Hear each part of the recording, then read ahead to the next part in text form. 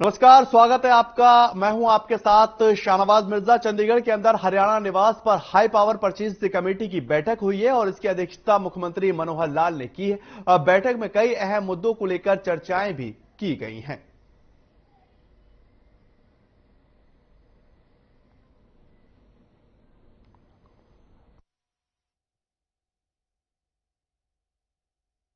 High power purchase committee में कई विभागों का जो एजेंडा था उसमें कुल 31 आइटम ऐसी थी कि जिनके ऊपर सारी बातचीत होनी थी।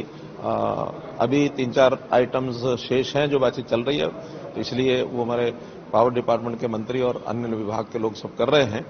और इस 31 में से अभी जो इस समय तक जो बातचीत हो गई है वो लगभग 24 एजेंडा पर बात हो गई है। बाकी सब अभी चल रहा है। कुल जो आज के विशेष परचेज में 1300 बसेस, जिसमें 1000 डीजल बसेज हैं और 300 बसेज मिनी बस और एसी बसेज, ये सब ली गई हैं। और साथ ही एक बड़ा जो काम है वो जो आज अभी रेफर किया है, उसके अंदर जो बायोमास पैलेट्स बनाने के लिए पराली को एक माध्यम से पैलेट बनाने का एक टेंडर वो 1 सप्ताह के बाद फिर करेंगे। कुछ उनके साथ मीटिंग करेंगे और इसके अलावा जो आज फाइनल हो गए हैं वो 2500 करोड़ रुपए का और कुल मिलाकर परचेज जो है आज की गई है। आपको बताएं, एचपीपीसी की ये बैठक हुई, हाई पावर परचेज कमेटी की ये बैठक। बड़ी बातें आपको इस बैठक की ग्राफिक्स के जरिए बताएंगे, जहां पर हाई पावर परचेज कमेटी की बैठक में क्या कुछ बड़ी बातें हुई हैं। 2500 करोड़ से ज्यादा की खरीद को मंजूरी मिली है। इस बैठक की बड़ी बातें, बैठक में 31 एजेंडे रखे गए थे। 24 एजेंडों को मंजूरी जो है बैठक में मिली। हरियाणा रोडवेज के बेड़े में 1300 बसें शामिल होंगी और 2500 करोड़ से ज्यादा की खरीद को मंजूरी मिली है। इसकी अध्यक्षता आपको बताएं खुद सीएम मनोहर लाल करते नजर आ रहे थे और हाई पावर परचेज कमेटी की ये पूरी बैठक हुई है और इस बैठक को लेकर हरियाणा निवास में की गई थी।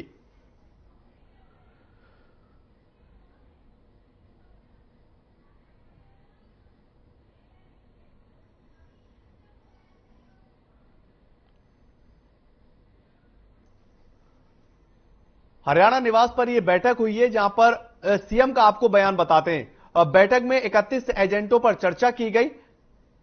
31 में 24 जो है एजेंडों पर सहमति बनी है और बाकी एजेंडों पर चर्चा जो है वो जारी है। बिजली से जुड़ी कुछ खरीद पर भी चर्चा जारी है। 300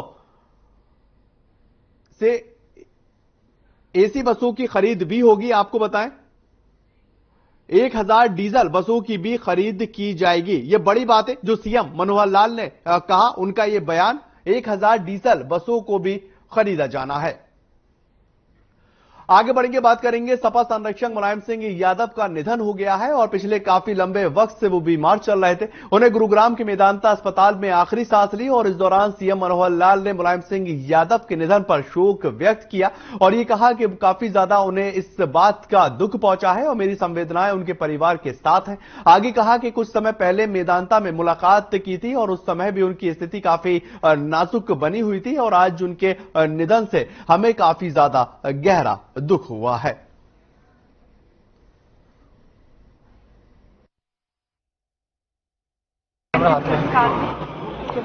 देखिए, बहुत ही एक दुखद समाचार मिला है कि देश के पूर्व रक्षा मंत्री और उत्तर प्रदेश के पूर्व मुख्यमंत्री श्री मुलायम सिंह यादव वो हमारे बीच में नहीं रहे।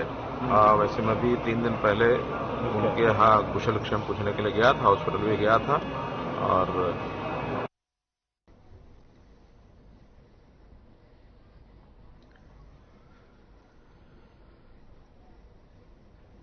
हरियाणा के गृह मंत्री एवं स्वास्थ्य मंत्री अनिल विज अंबाला नगर परिषद का निरीक्षण करने पहुंचे और खुद लोगों को फोन कर उनकी शिकायतों के संबंध में जानकारी भी लिए। शिकायत करने वाले लोगों को अधिकारियों पर लापरवाही का आरोप लगाने पर उन्होंने 3 कर्मचारियों को तत्काल प्रभाव से निलंबित करने का आदेश दे दिया है और साथ ही अधिकारियों को लोगों की समस्या पर जल्द से जल्द कार्रवाई करने का आदेश भी दिया है।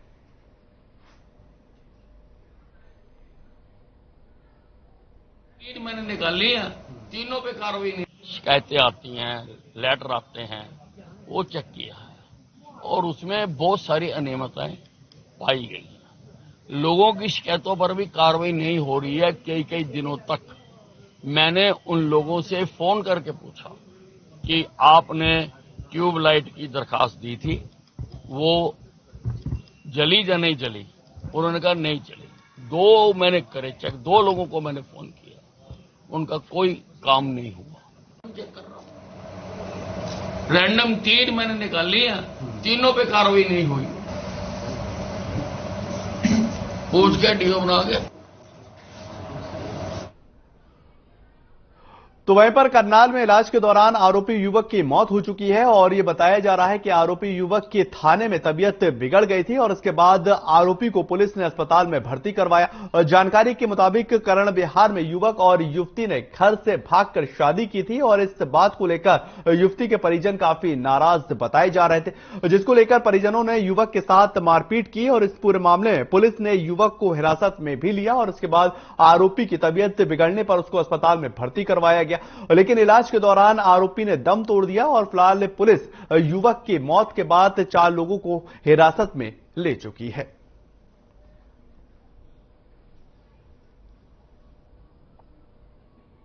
वालों के घर नहीं गया, सुनने में यही आया कि वो रात अपने घर आया, तो रात घर आने के बाद वो मिल नहीं पाए उससे, तो लड़की वालों ने देख लिया। उसके बाद उसको आसपास, दोनों के घर आसपास है, तो लड़के वाले उठा के उसको मारते हुए अपने घर के अंदर ले गए, वहां जाके उसकी डेथ हुई। 3 अक्टूबर 2022 को महिला थाना करनाल में एक मुकदमा 498 506 आईपीसी के तहत दर्ज कराया गया था, जिसमें विकास उर्फ विकी और उसके परिवार वाले आरोपी बनाए गए थे। मामले की बाद में जांच आरंभ की गई। कल रात में पुलिस को ये इत्तला मिली थी कि जो आरोपी है वो लड़की के घर में घुस गया है और शराब के नशे में है, और इस इत्तला पे पुलिस वहां पर मौके पर पहुंची थी, लड़के को वहां पर लेके आया। उसके बाद में क्योंकि हमारे मामले में ये वांछित था तो उसकी गिरफ्तारी की गई और साथ ही उसी टाइम उसका मेडिकल एग्जामिनेशन भी करवाया गया।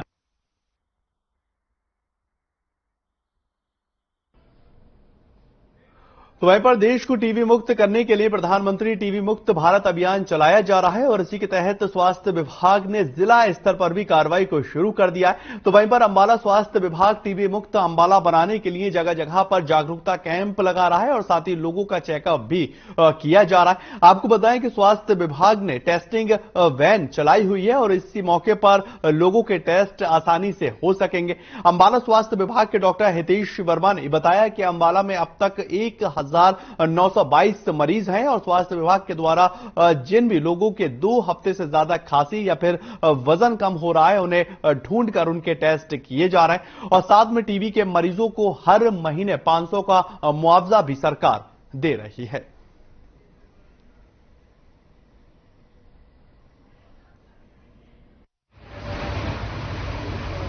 अंबाला में अभी तक 1922 मरीजों का इस साल में जनवरी से अब तक टीबी के मरीज मिले हैं। ये सारे टीबी के मरीज अंबाला के नहीं बल्कि अंबाला के बाहर के भी आते हैं, क्योंकि आपको पता है हमारी डायग्नोस्टिक सुविधाएं बाकियों से ज्यादा अच्छी हैं। दूसरा एक जरूरी बात है कि प्रधानमंत्री टीबी मुक्त भारत अभियान में सभी लोगों को, हमें सारी कम्युनिटी को, हम सबको टीबी के मरीज को अडॉप्ट करने का प्रावधान है। इसके लिए आप निक्षय लॉगिन करके, निक्षय एक पोर्टल है उस पर लॉगिन करके अपने आप को रजिस्टर कर सकते हो।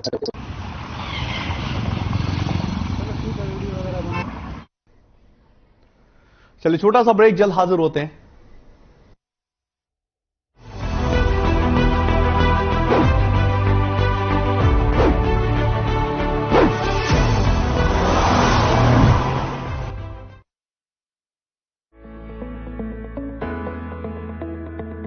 अगर आप पत्रकारिता के क्षेत्र में करियर बनाना चाहते हैं तो हम सिखाएंगे आपको इलेक्ट्रॉनिक मीडिया के हर गुण।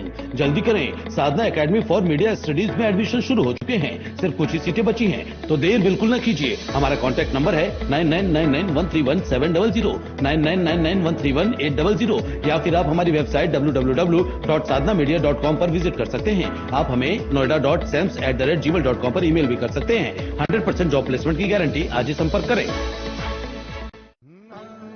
अरे रंगों का उमंगों का जज्बा कहाँ रुकता है, मन साफ है तेरा अंदर तो बाहर दिखता है, जो अच्छा हो जो सच्चा हो वही तो दिखता है।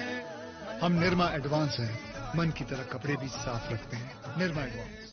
पंजाब है जसप्रीत का ठिकाना, मुंबई है आदर्श का आशियाना, केरल का गोविंदन निवासी, कोलकाता में जन्म है काशी, हर हिंदुस्तानी की शान, ARB बियरिंग्स जोड़े सारा Hindustan. Hey mom, hey, look, I can download a song really fast. I can make dosas faster. Must be joking. Bus, 3 easy steps. Mix with water, spread batter, fry. गाना डाउनलोड हुआ? नहीं, पर तब तक मैं इडली बनाती हूँ। हमने बनाया किड्स से। अगर आप पत्रकारिता के क्षेत्र में करियर बनाना चाहते हैं तो हम सिखाएंगे आपको इलेक्ट्रॉनिक मीडिया के हर गुण। जल्दी करें, साधना एकेडमी फॉर मीडिया स्टडीज में एडमिशन शुरू हो चुके हैं, सिर्फ कुछ ही सीटें बची हैं, तो देर बिल्कुल न कीजिए। हमारा कॉन्टैक्ट नंबर है 9999131700, 9999131800, या फिर आप हमारी वेबसाइट www.sadhnamedia.com पर विजिट कर सकते हैं। आप हमें noida.sems@gmail.com पर ईमेल भी कर सकते हैं। 100% जॉब प्लेसमेंट की गारंटी। आज ही संपर्क करें।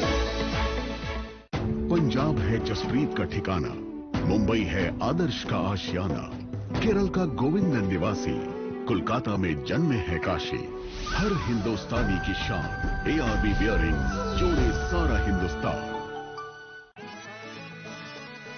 अरे रंगों का उमंगों का, अरे रंगों का उमंगों का।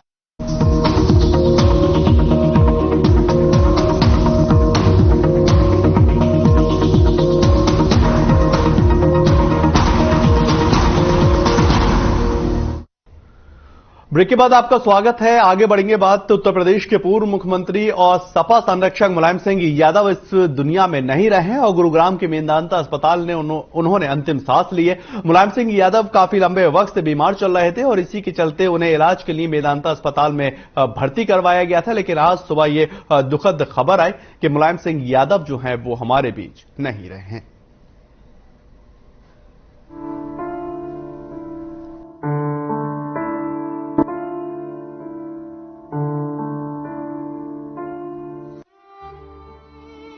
उत्तर प्रदेश के पूर्व मुख्यमंत्री और समाजवादी पार्टी के पूर्व मुखिया मुलायम सिंह यादव नहीं रहे। 82 साल की उम्र में उन्होंने सोमवार सुबह 8:15 बजे आखिरी सांस ली। मुलायम सिंह यादव लंबे समय से बीमार थे। मुलायम सिंह यादव के बेटे और उत्तर प्रदेश के पूर्व मुख्यमंत्री अखिलेश यादव ने ट्वीट कर मुलायम सिंह यादव के निधन की जानकारी दी। समाजवादी पार्टी के ट्विटर हैंडल से ट्वीट कर अखिलेश यादव ने जानकारी दी कि मेरे आदरणीय पिताजी और सबके नेताजी नहीं रहे। मुलायम सिंह यादव के निधन पर प्रधानमंत्री नरेंद्र मोदी और उत्तर प्रदेश के मुख्यमंत्री योगी आदित्यनाथ समेत कई हस्तियों ने दुख जताया है।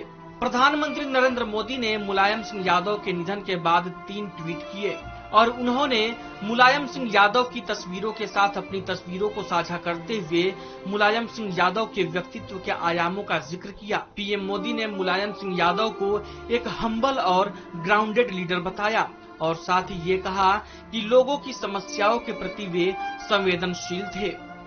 अपने ट्वीट में पीएम मोदी ने लिखा कि इमरजेंसी के दौरान मुलायम सिंह लोकतंत्र के अहम सिपाही रहे और रक्षा मंत्री के तौर पर उन्होंने भारत को मजबूत करने के लिए काम किया। मुलायम सिंह यादव जी का निधन हो गया है। मुलायम सिंह यादव जी, उनका जाना देश के लिए एक बहुत बड़ी क्षति है। मुलायम सिंह जी के साथ मेरा नाता बड़ा विशेष प्रकार का रहा। जब हम दोनों मुख्यमंत्री के रूप में मिला करते थे, वे भी और मैं भी दोनों के प्रति एक अपनत्व का भाव अनुभव करते थे।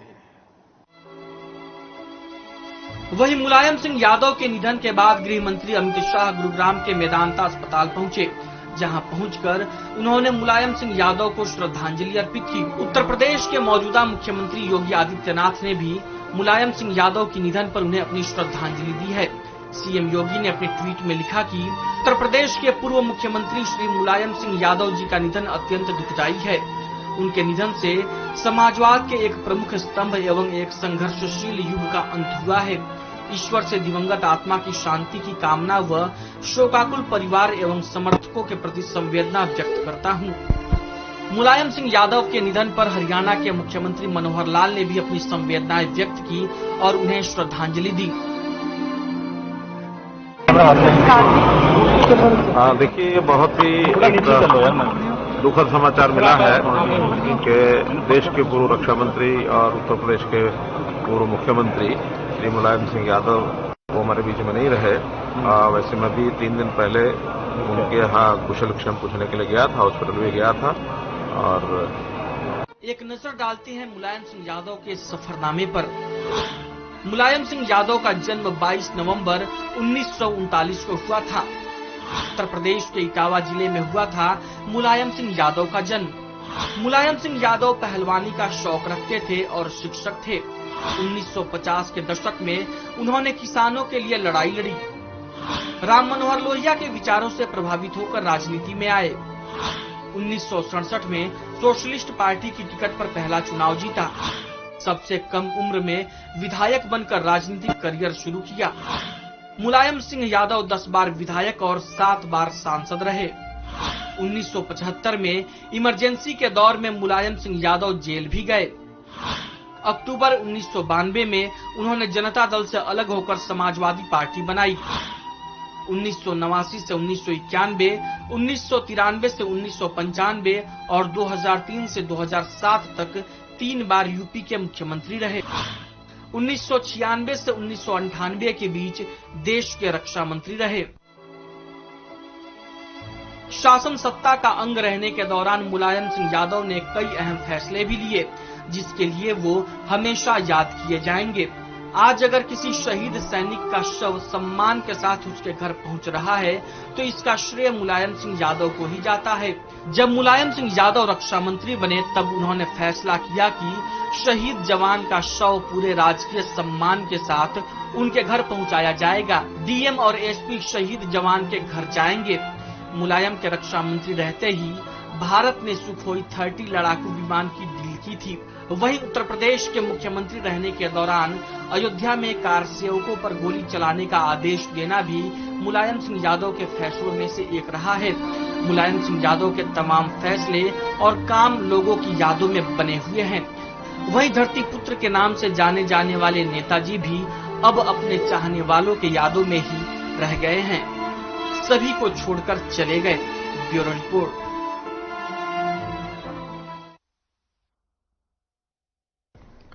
तो वहीं पर कांग्रेस के पूर्व विधायक अनिल भारतीय जनता पार्टी में शामिल हो गए हैं और पंचकुला के सकेतड़ी में बने भारतीय जनता पार्टी के प्रदेश कार्यालय पंचकमल में आयोजित कार्यक्रम में अनिल धतोड़ी ने भारतीय जनता पार्टी का दामन थामा है। और पिछले दिनों अनिल धतोड़ी ने त्रिपुरा में हरियाणा भारतीय जनता पार्टी प्रभारी के विप्लव देव और प्रदेश अध्यक्ष ओम प्रकाश धनखड़ से मुलाकात भी की थी। उसके बाद अनिल धतोड़ी ने कांग्रेस छोड़ दी थी और अनिल धतोड़ी मुख्यमंत्री मनोहर लाल की अगुवाई में भारतीय जनता पार्टी में शामिल हुए और इस दौरान भारतीय जनता पार्टी के प्रदेश महामंत्री मोहन लाल भदौड़ी और शिक्षा मंत्री कंवरपाल गुर्जर के साथ प्रदेश महामंत्री पवन सैनी और पूर्व मंत्री कृष्ण कुमार बेदी के साथ हरियाणा बाल कल्याण परिषद के मानद महासचिव रंजीत मेहता मौजूद रहे। भूपेंद्र राणा जी जो कि पूर्व में सचिव रहे, आपको गौरवान्वित महसूस करता हूं।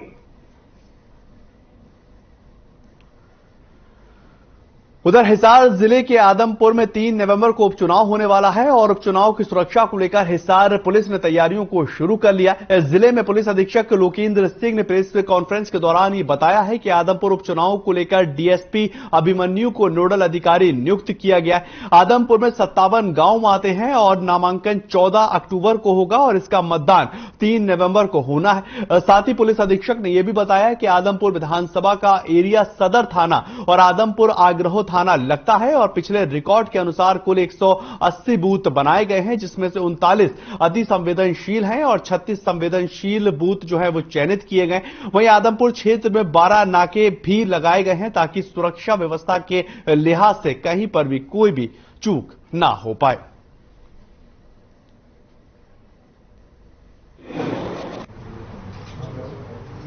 आदमपुर बाई इलेक्शन होने वाला है नवंबर में, तो उसमें हमारे टोटल 57 गांव हैं और इसका जो एरिया है वो 3 हमारे पुलिस स्टेशंस में लगता है, एक आदमपुर, एक अग्रोहा और एक सदर। टोटल जो पिछले के रिकॉर्ड के मुताबिक जो हमारे टोटल 180 बूथ उसमें बनाए गए थे, जिसमें 39 हाइपर सेंसिटिव थे और 36 सेंसिटिव थे। जो टोटल लगभग वोटर्स हैं वो 1,17,000 के करीब हैं, जिसमें मेल वोटर्स 91,000 थे और फीमेल वोटर 79,000 समथिंग थे। तो ये थोड़ा बहुत इसमें अभी वेरिएशन हो जाएगा। हेलो जैन। तो वहीं पर त्योहारों के सीजन को देखते हुए फरीदाबाद में सीएम फ्लाइंग टीम काफी एक्टिव दिखाई दे रही है और सीएम फ्लाइंग की टीम को गुप्त जानकारी मिली थी कि त्योहारों के सीजन को देखते हुए NIT 2 फरीदाबाद में मिलावटी रसगुल्ले तैयार किए जा रहे हैं। और जिसके बाद फरीदाबाद में सीएम फ्लाइंग की टीम ने निरीक्षक जगदीश ने फरीदाबाद के खाद्य सुरक्षा अधिकारी डॉक्टर सचिन और स्थानीय पुलिस के साथ रसगुल्ले बनाने वाली दुकानों का औचक निरीक्षण किया और इस दौरान पुजारी जी रसगुल्ला नाम की फर्म का औचक निरीक्षण किया गया। मौके पर रसगुल्ला बनाने का काम किया जा रहा था और दुकान में करीब 2900 किलोग्राम रसगुल्ले और करीब 300 ग्राम गुलाब जामुन तैयार जो है वो हो रही थी। इसके अलावा करीब 60 किलोग्राम छेना रसगुल्ला बनाने की तैयारियां हो रही थी और सभी सामानों के सैंपल लिए गए हैं और टेस्ट के लिए लैब में भेजा गया है।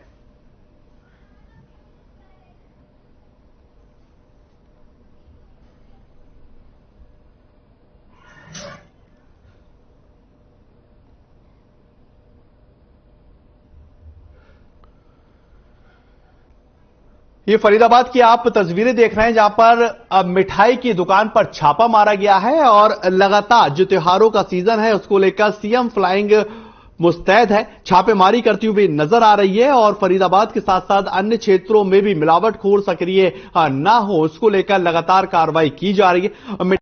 मिठाई की दुकानों पर छापे मारे जा रहे हैं और लोगों को भी इस बात की सूचना दी जा रही है कि अगर कोई भी जानकारी मिलावटखोरों की मिलती है तो उसकी तुरंत सूचना दें और उसको लेकर कोई भी बात ना छुपाएं। तुरंत कार्रवाई की जाएगी और लोगों को भरोसा दिया जा रहा है कि मिलावटखोरों से सावधान रहा जाए। चलिए फिलहाल इस बुलेटिन में इतना ही। नमस्कार।